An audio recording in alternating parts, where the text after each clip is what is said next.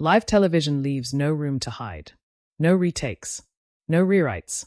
No quiet edits in a back room. One question lands, and suddenly the atmosphere changes. On a morning broadcast watched by millions, a single exchange between Elle Fanning and Joy Behar shifted the tone of the table at The View. What began as a routine promotional appearance turned into something more layered, a moment where composure, conviction, and live television collided. Before we break it down, subscribe to Prime Talk, hit like, and share your thoughts in the comments below. These are the moments that define celebrity media culture, and we examine them carefully. At first glance, the segment seemed standard. Elle Fanning, known for her poised demeanor and thoughtful interviews, joined the panel to discuss her latest project and the evolution of her career from child actor to leading woman. The setting was familiar: the bright studio lights, the curved table, the measured rhythm of conversation between hosts. Joy Behar, a veteran broadcaster with decades of live television experience, sat ready with her notes and signature wit. But live television thrives on unpredictability. And that unpredictability is exactly what gives it power. Elle Fanning has long cultivated a reputation as articulate, introspective, and deliberate with her words. From early roles in independent films to larger studio productions, she has navigated Hollywood's shifting landscape while maintaining an image of quiet professionalism. Unlike celebrities who court controversy, Fanning's public persona has often leaned toward restraint, thoughtful red carpet answers, carefully framed social commentary, and a focus on craft over spectacle. Joy Behar, on the other hand, built her career on sharp commentary. As one of the most recognizable co-hosts on The View, she is known for direct questions and unfiltered reactions. Her style has frequently generated headlines, sometimes for humor, sometimes for tension. In the ecosystem of daytime television, that dynamic creates engagement. Audiences tune in not only for celebrity promotion, but for the possibility of friction. That morning, viewers expected discussion about film, career milestones, and perhaps the pressures of growing up in the industry. What they did not necessarily expect was a pivot, a line of questioning that would momentarily shift the temperature at the table. The stakes were subtle but real. For Elle Fanning, appearing on The View meant addressing a broad, multi-generational audience. It meant navigating political undertones, cultural commentary, and questions that sometimes extend beyond entertainment. For Joy Behar and the panel, it meant balancing curiosity with sensitivity, especially when discussing topics that have sparked online debate. Because in recent years, Fanning's name had surfaced in broader cultural conversations, not scandals in the traditional sense, but moments that ignited discussion. Interviews revisited, casting decisions debated, industry stories dissected across social media. Nothing explosive, but enough to linger. And live television has a way of bringing lingering questions to the surface. As the segment progressed, body language began to matter. Fanning sat upright, hands folded loosely in her lap, listening closely before answering. Behar leaned forward slightly, scanning her notes, preparing to transition. The rhythm slowed. There's a particular silence that happens on live TV, not a technical silence, but a conversational pause that signals a shift. Regular viewers recognize it. The energy changes before the words do. The conversation moved from career highlights to broader themes: Hollywood culture, industry standards, and public perception. For a brief moment, it felt like a routine expansion of the topic. But tone is everything. And tone can transform an ordinary question into something loaded. Millions were watching in real time. No delay. No opportunity for producers to soften phrasing or trim responses. What was said would exist exactly as delivered. And that's what makes this moment worth examining. Because what unfolded wasn't shouting. It wasn't dramatic confrontation. There were no raised voices or theatrical gestures. Instead, it was controlled, measured, and therefore more powerful. A young actress, often described as soft-spoken, choosing not to retreat. A seasoned host, accustomed to steering conversations, pressing forward. The exchange became a study in composure. For viewers, it posed quiet questions. How should public figures respond when confronted with past headlines? What responsibility do talk shows carry when revisiting sensitive topics? And how does someone maintain grace while defending their perspective in real time? In the hours that followed, clips would circulate. Social media would parse expressions frame by frame. Commentary would range from praise to criticism. But in that studio, in that exact moment, none of that had happened yet. There was only the table, the lights, the question, and the response. What made this exchange resonate wasn't spectacle. It was the subtle tension, the sense that something unscripted had just unfolded in a setting usually defined by polished promotional beats. By the end of the segment, smiles returned. The show moved on. The credits eventually rolled. But for those paying close attention, the energy had undeniably shifted. Because sometimes, standing your ground doesn't require volume. It requires steadiness. And what happened next would determine how this moment was remembered, as a fleeting discomfort, or as a defining snapshot of how live television tests both hosts and guests in equal measure. The real question is not simply what was asked. It's how Elle Fanning chose to answer, and why that answer mattered far beyond the studio walls. Long before Elle Fanning walked onto the set of The View, the broader conversation around her career had already taken shape. Fanning has spent most of her life in front of cameras. From early childhood performances to leading roles in period dramas and independent films, she built a reputation as disciplined, thoughtful, and stylistically adventurous. Unlike some actors who reinvent themselves through shock value, her evolution appeared gradual, measured, intentional. But in the modern media landscape, even measured careers accumulate moments that spark debate. One such moment resurfaced when renewed scrutiny surrounded filmmaker Woody Allen. Years after working with him, Fanning was asked in interviews how she reflected on that collaboration amid broader cultural reckoning in Hollywood. Her response was careful. She expressed regret if her participation had hurt anyone and acknowledged the complexity of the situation. She did not issue dramatic denunciations, nor did she dismiss the conversation. Instead, she positioned herself in a space of reflection. Online, reactions were divided. Some viewers interpreted her comments as empathetic and responsible. Others felt they lacked a stronger stance. The discussion wasn't explosive, but it lingered. Her name became attached to think pieces examining how actors respond when past collaborations resurface under new cultural standards. Another debate centered on her role in the film about Ray, originally titled 3 Generations. Fanning portrayed a transgender teenage boy navigating family dynamics. At the time of release, the casting did not dominate headlines in the way similar decisions might today. But as industry conversations about authentic representation intensified, the project was revisited. Advocates and commentators questioned whether a transgender actor should have been cast instead.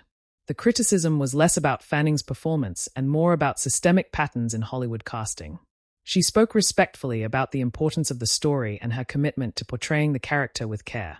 Still, the debate reflected a shift in audience expectations, and her involvement placed her within that larger conversation. Then there was the interview anecdote that quickly spread across social media. Fanning described being told at 16 that she was considered cable during casting discussions for a role. The comment, she explained, came from individuals evaluating her perceived marketability. The bluntness of the language drew immediate attention. The story resonated because it highlighted the sexualization of young actresses within the industry. Many praised her for speaking openly about the experience. Others expressed outrage at the normalization of such standards. The clip circulated widely, reframed in headlines and commentary threads that examined Hollywood's treatment of teenage performers. More recently, she shared another revealing detail about losing a potential role because she allegedly did not have enough Instagram followers. In an era where digital metrics increasingly influence casting decisions, the anecdote felt emblematic of a changing industry. It suggested that popularity algorithms could weigh as heavily as talent or experience. Again, her delivery was calm, observational, but the implication carried weight. It underscored the tension between artistry and social media influence, a reality many actors quietly acknowledge. Individually, these moments were not scandals. They were interview excerpts, personal reflections, industry observations. Yet together, they formed a pattern, Elle Fanning engaging with uncomfortable truths about Hollywood. By the time she appeared on The View, these conversations were part of her public narrative. Daytime talk shows operate in a unique space. They are promotional platforms, but they are also cultural roundtables. Hosts frequently move beyond surface-level questions, especially when a guest's past comments intersect with broader societal debates. Joy Behar, known for her direct and sometimes pointed style, rarely avoids topics that have generated public discussion. Her approach often blends curiosity with skepticism. For viewers, that combination can feel refreshing. For guests, it requires composure. The timing of the interview added another layer. Conversations about accountability in entertainment were ongoing. Representation remained a central industry discussion. The influence of social media on casting was widely acknowledged. In other words, the cultural environment was primed for probing questions. As the segment began, everything appeared routine. Fanning discussed her latest project and her creative choices. The tone was professional, relaxed, but as the discussion expanded toward industry dynamics, subtle signals suggested a shift. Behar referenced how young actresses navigate scrutiny. She alluded to broader debates about Hollywood's standards. The language was general at first, but the subtext was clear. The topics surrounding Fanning's past interviews hovered just beneath the surface. Fanning listened carefully. She maintained steady eye contact. Her posture remained composed. Yet there was a perceptible tightening in focus, the kind that happens when a conversation edges closer to sensitive territory. Live television amplifies these moments. There are no pauses for clarification off camera. No opportunity to recalibrate phrasing in post-production. Every word lands exactly as spoken. The producers understood the value of relevance. Viewers expect substance, not just promotion. Addressing previously debated topics could add depth to the segment. But depth can also introduce friction, depending on how a question is framed. As the exchange progressed, the atmosphere subtly shifted from celebratory to analytical. The conversation was no longer just about a film. It was about industry culture, accountability, and the evolving expectations placed on actors. For Fanning, the challenge was balancing honesty with diplomacy. For Behar, it was pressing without appearing combative. The margin for misinterpretation was thin. The stage was set not for confrontation in the dramatic sense, but for a defining exchange, one that would test tone, clarity, and composure in real time. The audience at home may not have known exactly what was coming, but those familiar with the broader conversations surrounding Elle Fanning understood that the next question carried more weight than the ones before it. And once it was asked, there would be no editing it away. The shift happened quietly. There was no dramatic music, no raised voice, no interruption. Just a transition in tone as Joy Behar leaned slightly forward at the table on The View and adjusted her notes. Across from her, Elle Fanning sat upright, hands resting calmly, expression attentive. Behar referenced the broader conversations surrounding Hollywood in recent years: accountability, representation, shifting standards. The phrasing was measured, but direct. She brought up how actors have been revisiting past collaborations and decisions in light of cultural change. Then she narrowed the focus. She mentioned Fanning's previous comments about working with Woody Allen, specifically her statement expressing regret if the collaboration had hurt anyone amid renewed public scrutiny of long-standing allegations. Behar's question centered on reflection. Looking back, did Fanning feel she had said enough? Would she respond differently today? There was a pause. Not a long one, but long enough to register. Fanning's expression did not harden, but it became more deliberate. She maintained eye contact. Her shoulders remained squared. When she began speaking, her tone was steady. She reiterated that her earlier comments came from a place of empathy. She acknowledged that the broader conversation around accountability is complex and evolving. She did not escalate. She did not retreat. Instead, she emphasized listening to audiences, to survivors, to changing standards. She noted that growth often involves re-examining past choices through new lenses. The audience remained quiet. The co-hosts watched closely. Behar nodded, then moved to another topic that had generated online debate: Fanning's casting in the film about Ray, originally titled 3 Generations. The host framed the question around representation, asking how Fanning views the criticism that a transgender actor could have played the role instead.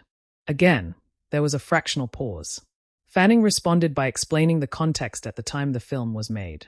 She spoke about her intention to portray the character with care and respect. She acknowledged that conversations about authentic casting have progressed significantly since then. She avoided defensiveness, instead situating the discussion within a broader industry evolution. Her words were careful, but not rehearsed. She did not dismiss criticism, nor did she accept blanket fault. She described the experience as part of an ongoing learning process within Hollywood, one that continues to change. The exchange remained calm, but the weight of the topics was evident. Behar then referenced another widely circulated interview moment: Fanning's story about being labeled *cable at 16 during casting discussions. The phrasing on live television was less explicit, but the implication was clear. Behar asked how experiences like that shaped her understanding of the industry. A slight inhale. Fanning answered with clarity. She described the comment as reflective of broader issues within Hollywood, unrealistic expectations placed on young women, the conflation of talent with marketable image. She spoke about how hearing that language at a young age was jarring, but also revealing. It exposed standards that often operate behind closed doors. Her delivery remained composed. No visible frustration. No visible embarrassment. Just articulation. The camera briefly cut to the audience, then back to the table.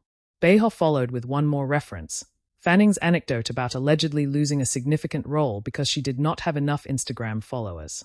The host asked whether social media metrics now influence casting decisions more than merit. Fanning nodded slightly before responding.